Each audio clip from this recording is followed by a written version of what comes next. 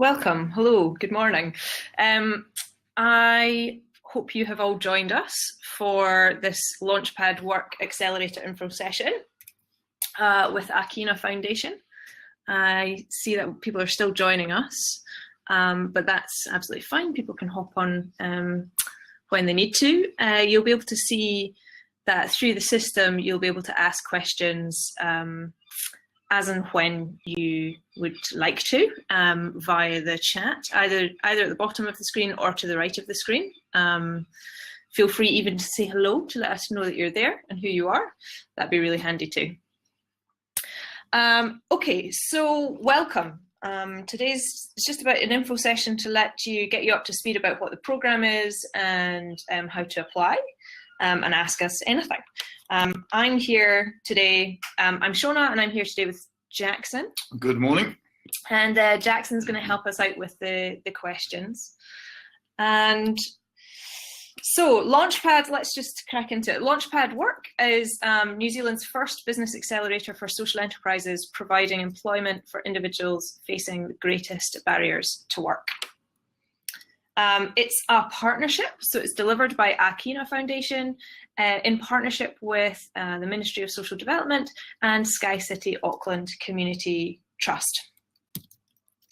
So who's Ākina? And if you're not familiar with us, we are a not-for-profit organisation that supports the growth of social enterprise across New Zealand. We have 3 offices in Auckland, Wellington and Christchurch. And our entire purpose is to activate talent and support social enterprises to grow and increase their impact. We also help them to, we help to grow the market for products and services, but also the investment required to help those organisations grow. In the last year, we've worked with nearly 800 ventures directly through, and in addition to 145 sort of workshops and events with a reach of a few thousand people.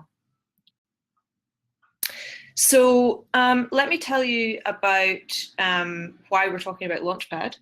And Launchpad 2015 was the first of these programs that we ran, and we worked with 11 teams from across the country, and to date they've raised $3 million in funding and investment, and it got great reviews in terms of the participants. 100% would recommend it. So what are we going to cover in this session? Well, we're going to talk about what Launchpad Work is, who we're looking for in terms of applicants and participants, how it works from your point of view in terms of what it'd be like to apply and participate, and then answer any of your questions. So as I said, just drop questions into there as and when you would like to, and Jackson will let me know what those are. Okay, let's crack on. So why Launchpad for Work? Well, if you've joined us this morning, it's because you care passionately about employment and employment opportunities. And although across the board in New Zealand, unemployment is not particularly high at the moment, the personal and opportunity cost of those that are not in employment is really significant. So the longer you are on benefits, the more your physical and mental health declines, the less likely you are to return to work, and it also has that knock-on effect of generations in terms of your family's opportunities economically and employment.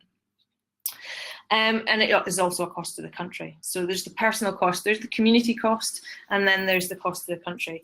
And so we're interested in helping and supporting people into employment. So what are the aims of Launchpad Work? Well, we wish to accelerate 8 to 10 social enterprises to start or grow. We're going to help them to create jobs and job opportunities in Greater Auckland, and those jobs are for roles that face barriers to employment. We use the term social enterprise. Not everybody does, and that's absolutely fine.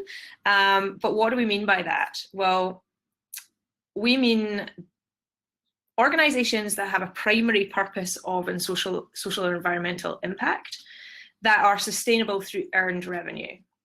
So that means that they have contracts or services or sell goods to earn the revenue to remain sustainable. They may have components of their business which are sort of more charitably funded, but most of their revenues through burnt businesses, and they aim to maximise their impact rather than generate benefit for the owners.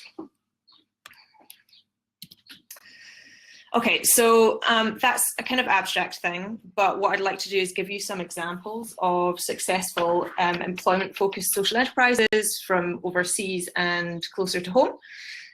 So one example here is Juma Ventures.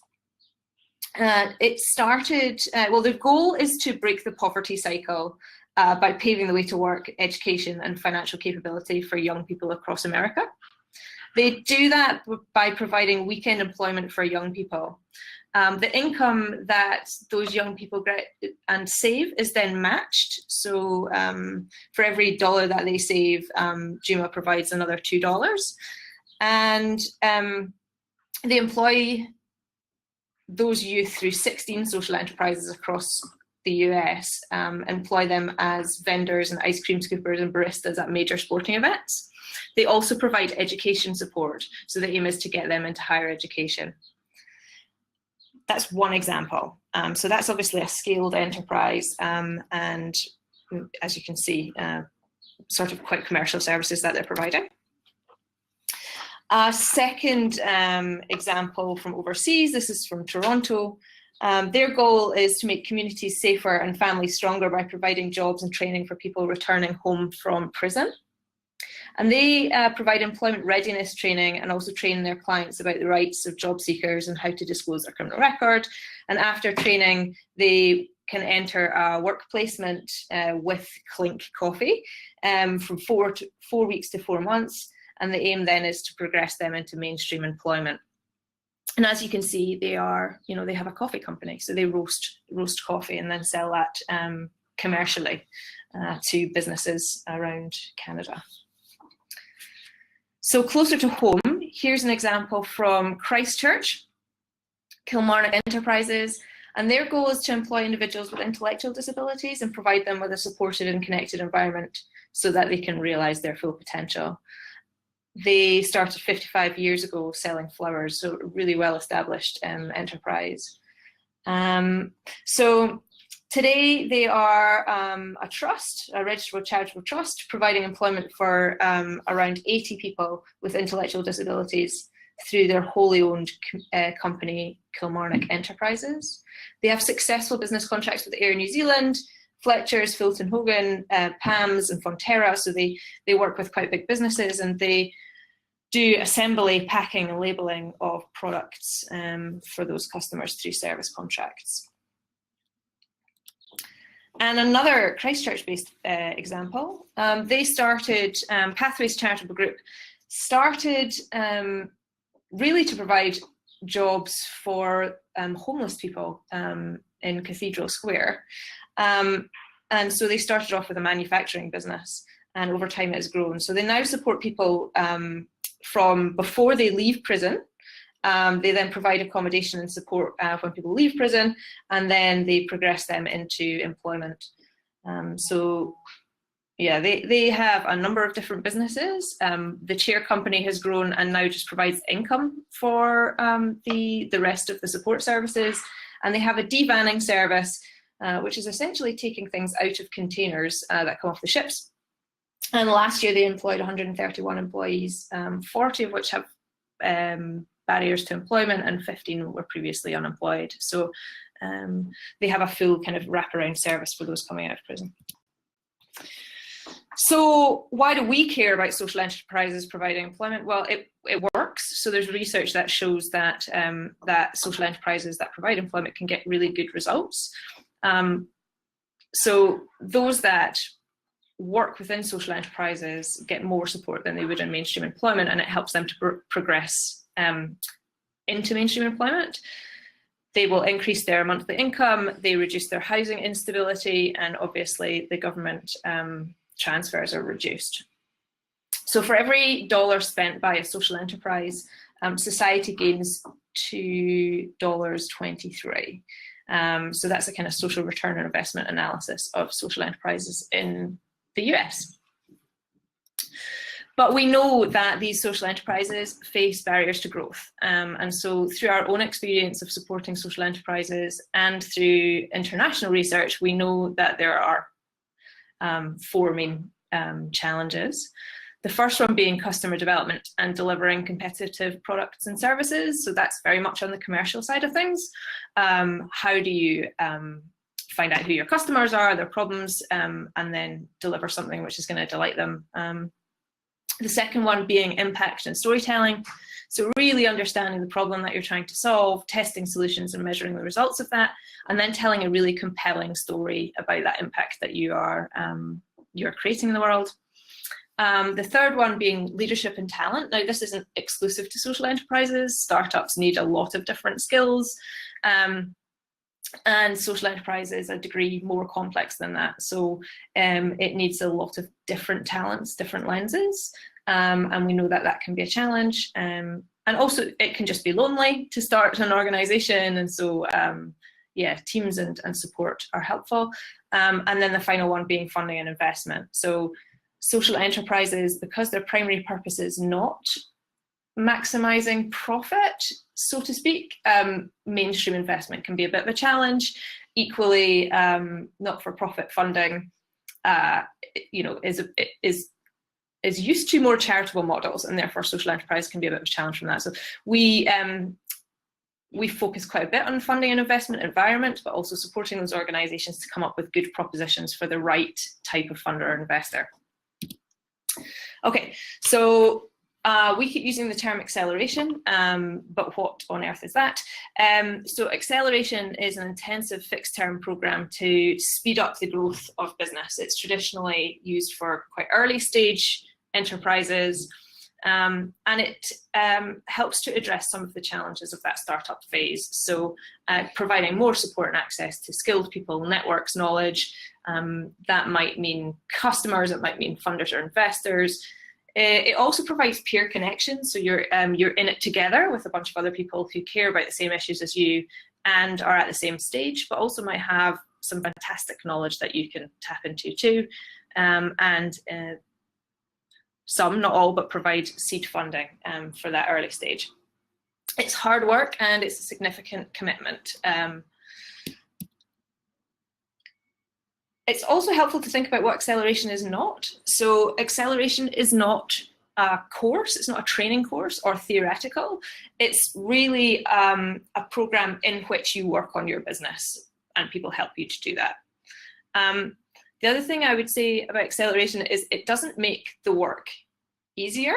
It will just help your ability to get the hard work done. And yeah, just tapping into more resources and help. So the Launchpad Work 17 program is for 8 to 10 teams for 6 months. It's got this focus on jobs or employment. Each of the participating teams can opt into receiving $10,000 of seed funding. It's for jobs and employment in the Greater Auckland area. We've had some inquiries from other parts of the country, Wellington and Christchurch, for instance, from organisations that are successfully operating there and would like to move into Auckland. And so that's certainly an option. So what we're interested in is the employment opportunities being in Greater Auckland. But if you're not based here, then we can, we're still interested in hearing from you. It's a combination of events and one-to-one support. So we can talk a little bit more about the model, but there will be group events and there will also be one-to-one support for you and your team. So this is just a summary of what you'll get from an accelerator process and Launchpad Work. Inspiration, peer connection, support from experts, access to networks that you might not otherwise have, some intensive development around your business model, your customers, your impact model and how that works, and funding. In more detail about your experience, it all starts off with a 2-day kickoff where you get to meet all of the other participants, get to find out more about the program, set your own expectations for what we would like to get done. You will also meet mentors that you will be able to access throughout the programme. Through the bulk of the programme itself, you will receive one-to-one support from a dedicated venture manager from Ākina, and have access to webinars, inspirational speakers, and that peer support.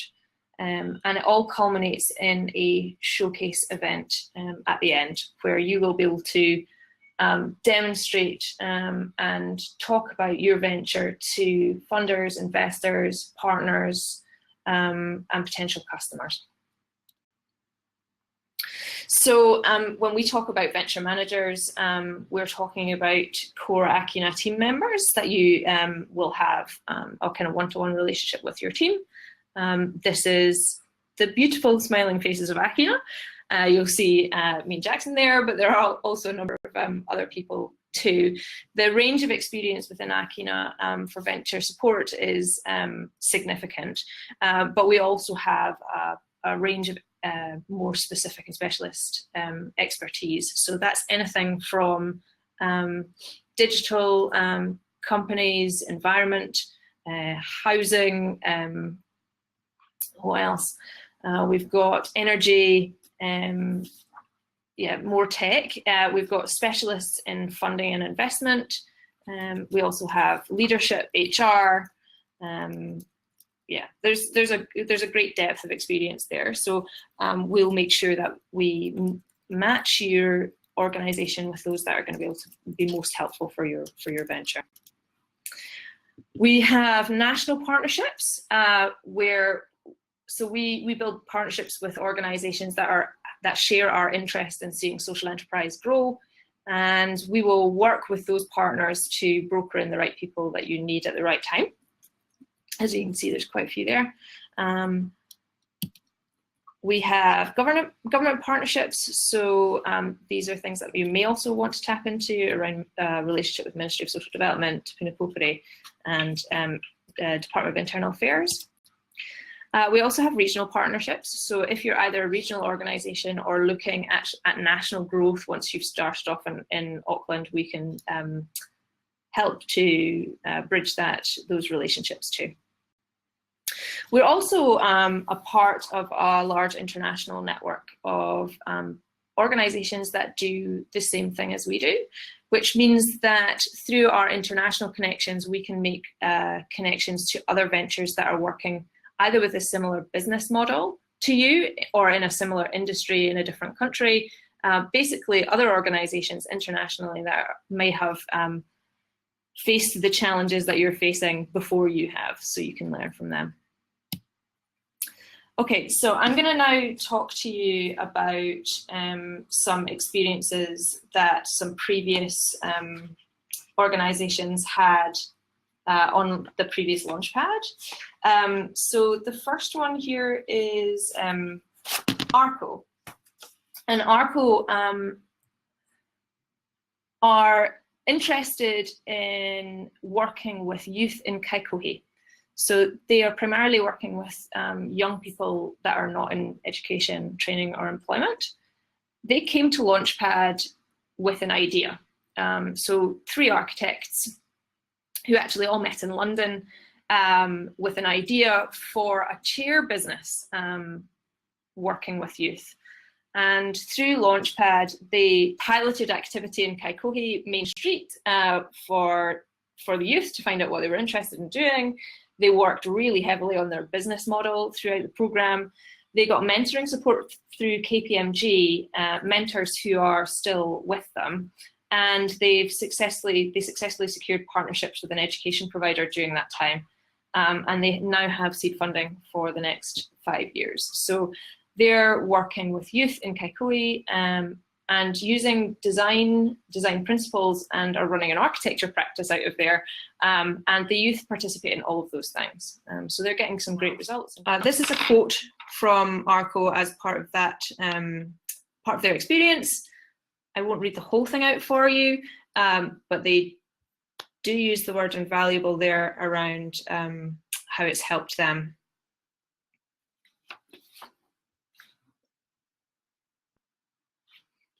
Okay, And a second example here is Patu Aotearoa. Patu are effectively like an urban Mirai gym. It started by Levi and the team in Hawke's Bay, and got some really significant results for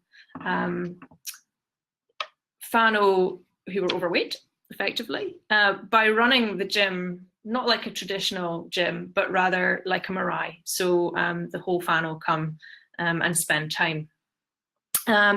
So when they came to Launchpad, they were looking to scale. So they had a successful gym, they had results, they were looking to scale. So that was about how do they replicate their business and prove the impact that they have.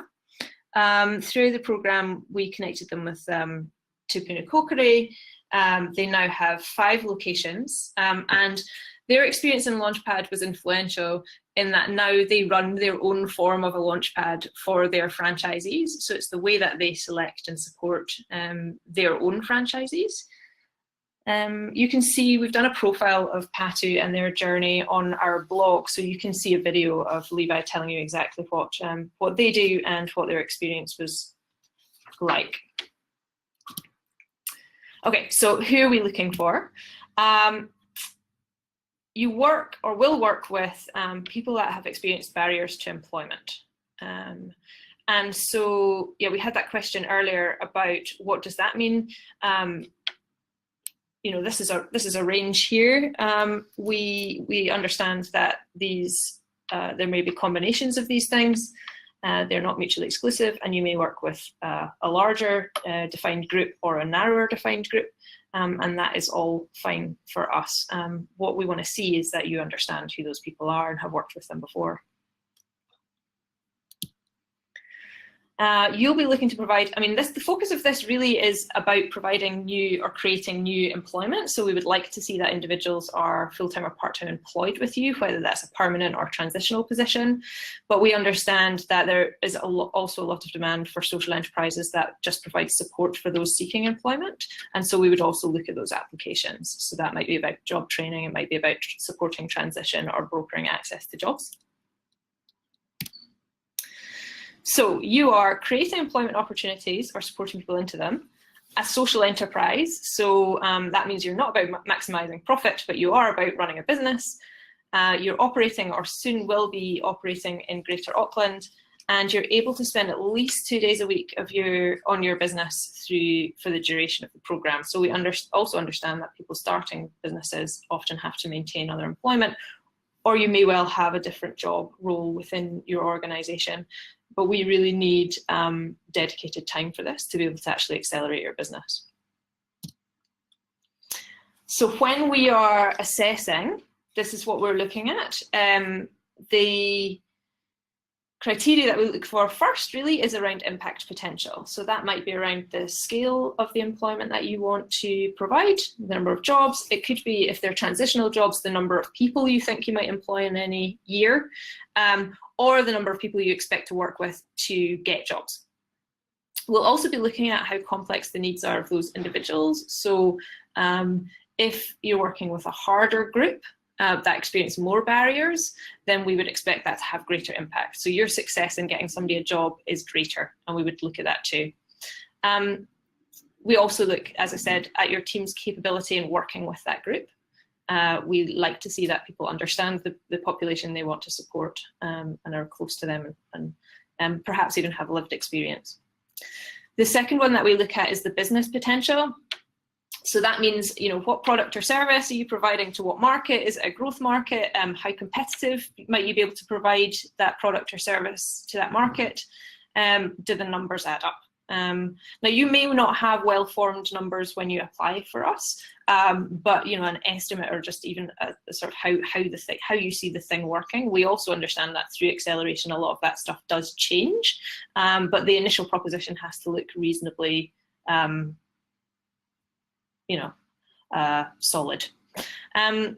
So the third thing that we look at is your team capability. So as I mentioned before, like, social enterprises really need a range of skills, from the commercial to the sort of impact and support side of things. So we're looking at the range of people that you have on your team and their capability. And we'll also be looking at whether you have experience in starting things. Now, that doesn't mean that you necessarily have started a business before, although that would be great, but also that you may have had a job where you're responsible for creating new initiatives, bringing people around a new thing, and putting lots of time and energy into starting something new.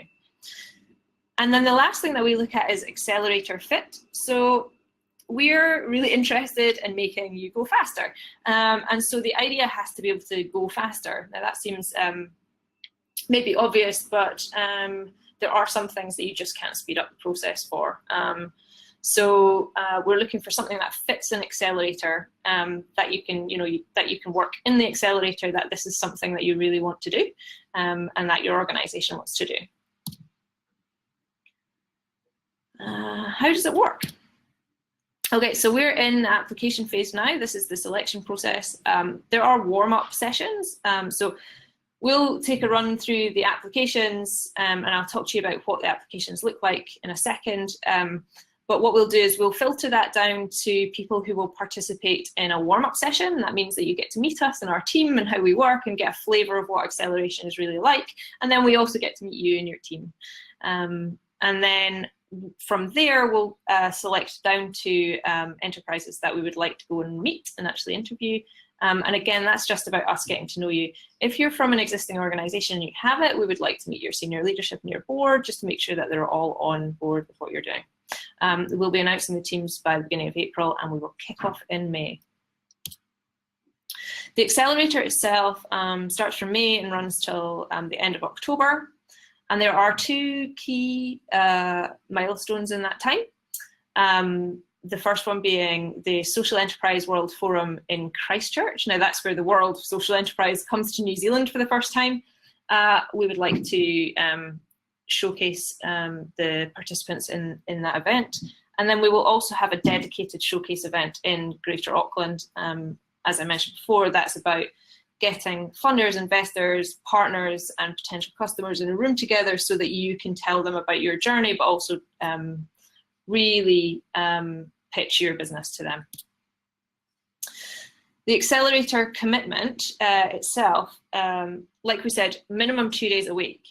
There will be kind of meetings every fortnight.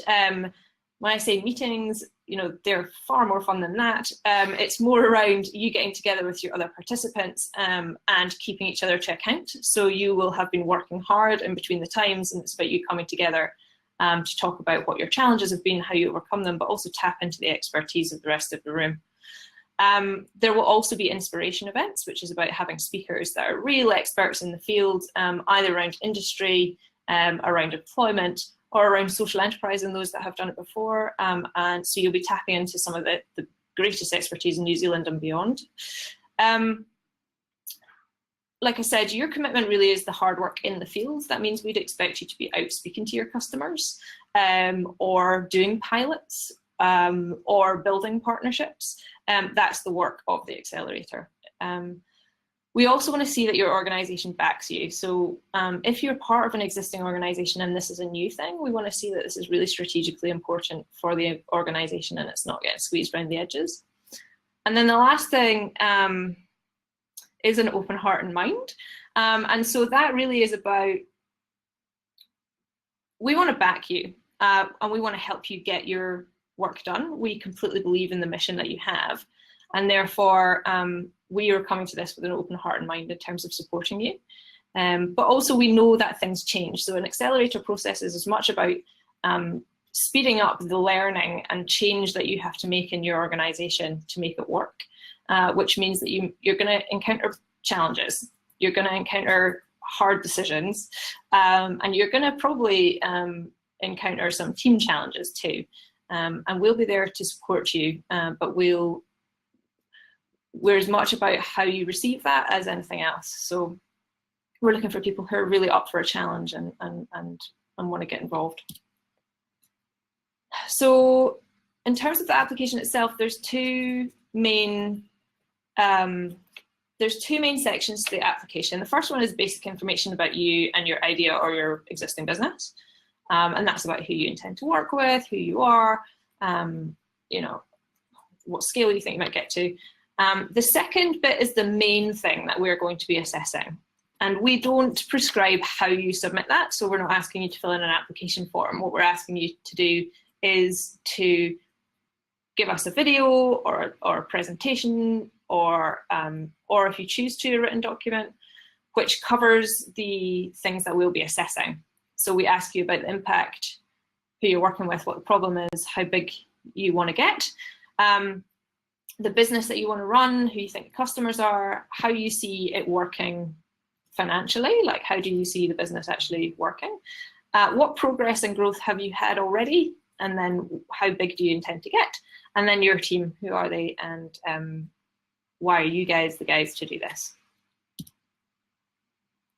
And so if you are keen, and we hope you are, the thing to do next is to go to our website, Launchpad Work, ākina.org.nz/Launchpad Work. From there, we direct you to the FAQs, which is about all the details around the application and the programme. We ask you to apply by midday on the 13th. That's changed slightly, so note that in your calendar. Midday on the 13th of February. If you know anyone else that you think might be interested in this, spread the word. And then make sure, if you are applying, that you're available for the warm-ups either on the 16th or the 23rd.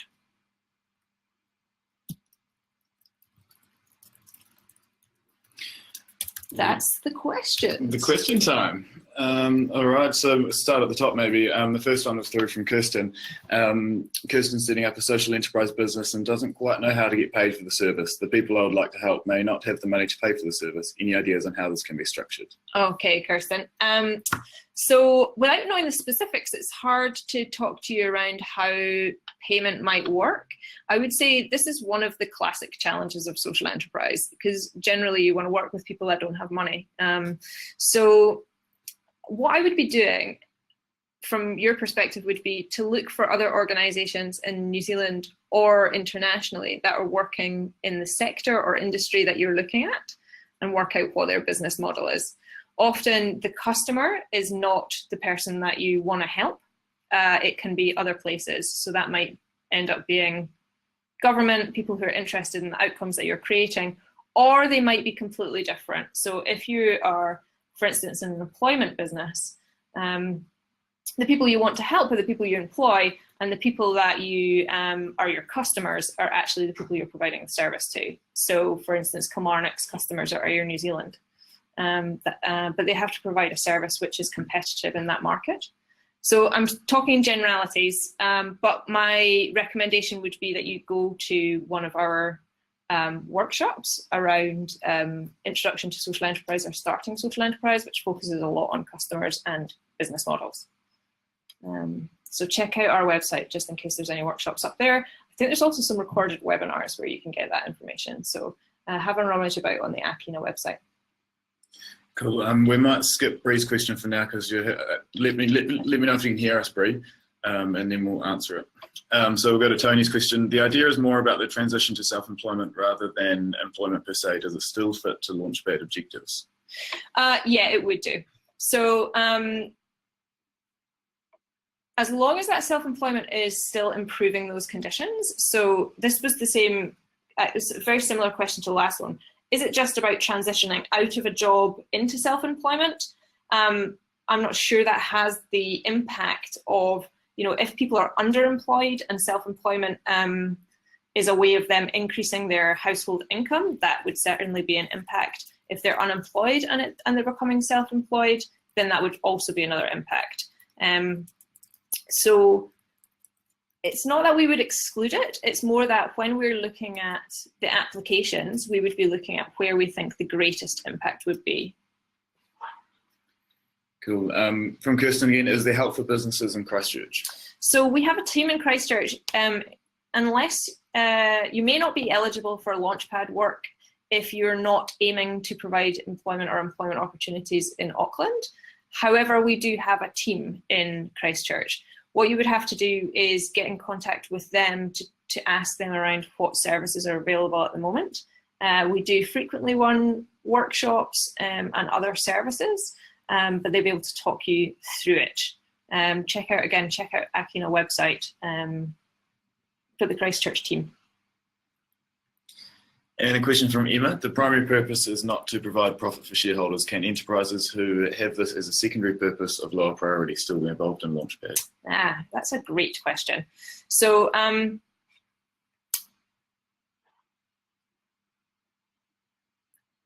going to answer that in two sections. One is, can you have a profit motive as a social enterprise? And the answer to that is yes, some do. And that is primarily a way of getting investment into a social enterprise to help them grow. So we wouldn't exclude somebody that says that they were going to make profit and distribute some of that profit. We would want to see that you are mission focused.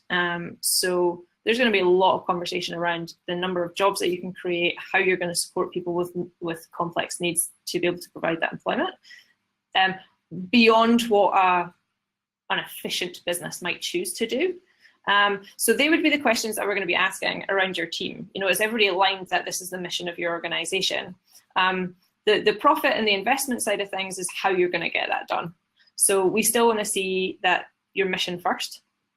And part of that is really just getting around the table and talking to you about that. But yeah, that's so mission first and not necessarily profit, but not excluding it. And Emma's also asked, is there a physical location where you're supposed to gather at in Auckland for work during Launchpad? If so, where is it?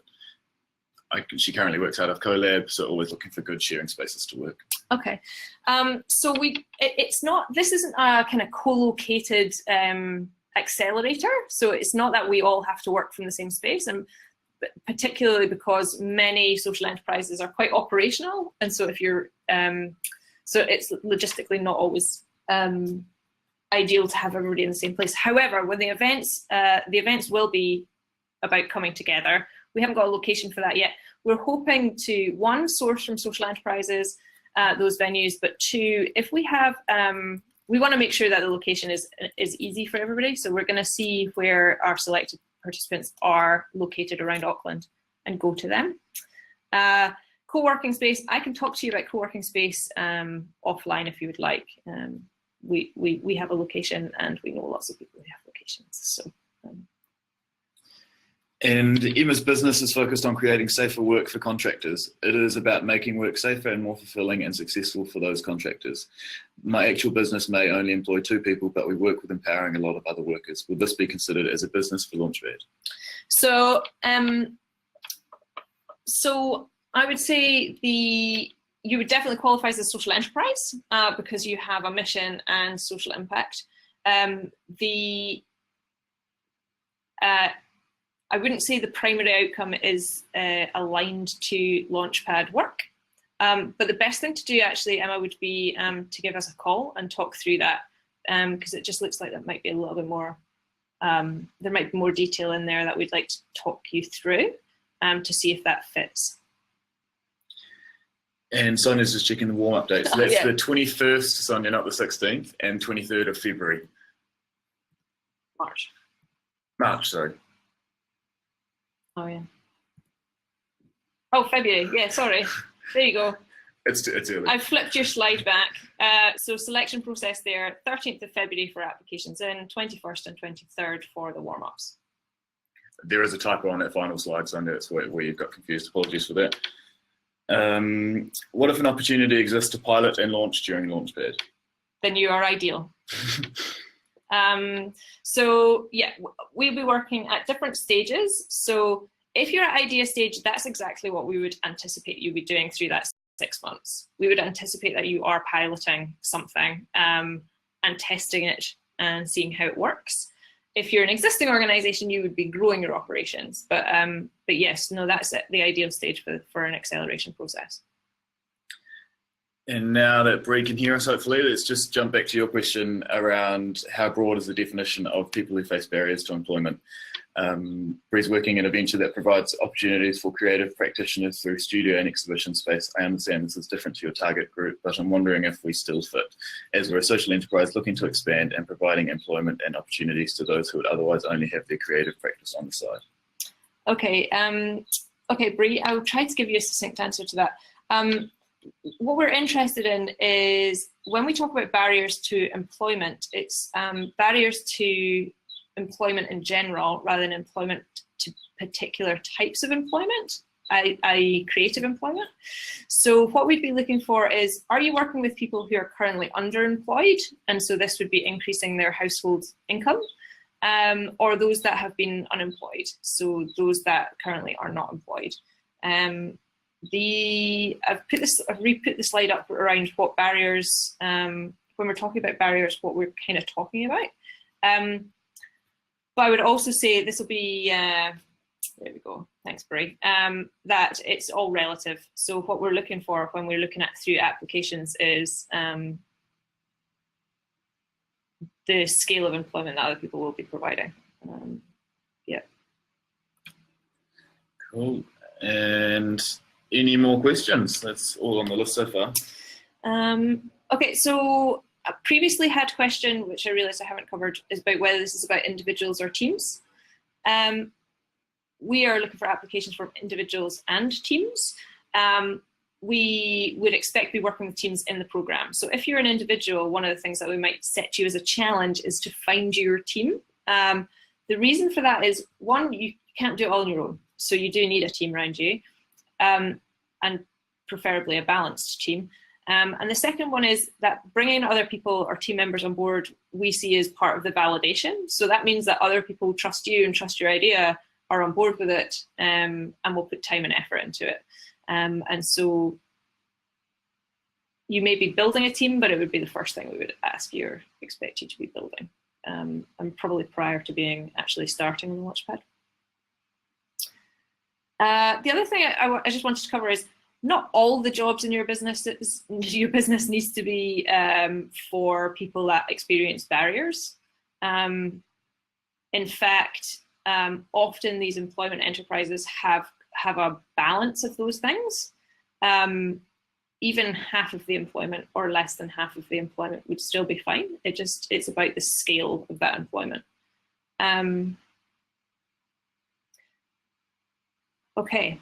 Has that covered everything? I think so. I want to thank you guys for bearing with us while we had those technical issues. We will be distributing the deck, Tony. What we'll do is we'll now email out to you all of the links that I've just talked about. We'll correct the typo on the slides, and then we will send those out to you. I'm also available to chat to you directly if you would like that. And my email is at the back of the deck. And good luck with your applications. We're looking forward to receiving them. Thank you very much, everyone. Thank you.